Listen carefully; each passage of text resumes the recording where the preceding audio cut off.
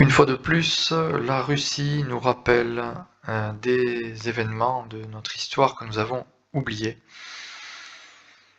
Il s'agit ici du 80e anniversaire de la visite de Charles de Gaulle en URSS de 1944.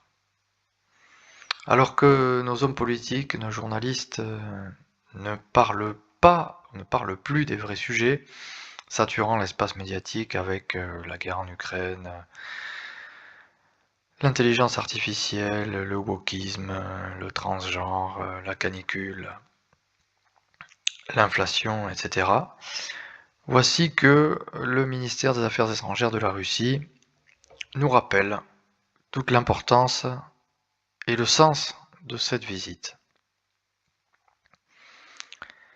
Il y a 80 ans, commençait la visite historique à Moscou du chef du gouvernement provisoire de la République française, le général de Gaulle, qui aboutit le 10 décembre à la signature d'un traité bilatéral d'alliance et d'assistance mutuelle. Ce document a jeté les bases solides non seulement de la poursuite de la lutte commune contre l'Allemagne nazie, mais aussi d'interaction globale d'après-guerre entre l'URSS et la France. Comme on le sait, Charles de Gaulle attachait une importance capitale à la coopération avec l'URSS. Les Français savent que c'est la Russie soviétique qui a joué le rôle principal dans leur libération.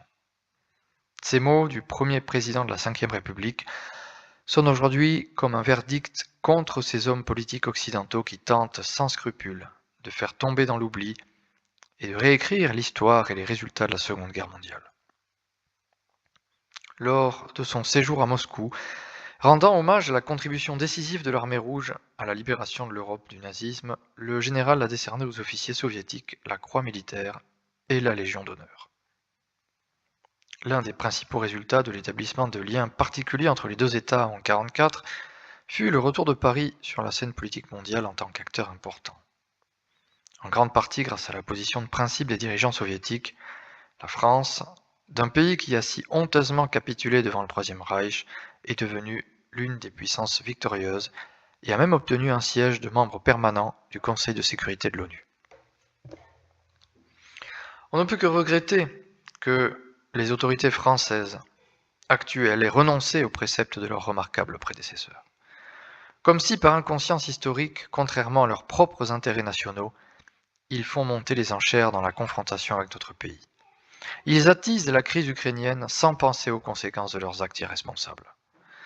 De retour de Moscou à Paris, Charles de Gaulle a déclaré que pour la France, être avec la Russie signifie être forte et être séparé de la Russie signifie se mettre en danger. C'est probablement la meilleure épigraphe de toute l'histoire des relations franco-russes. Sa véracité est aujourd'hui pleinement confirmée.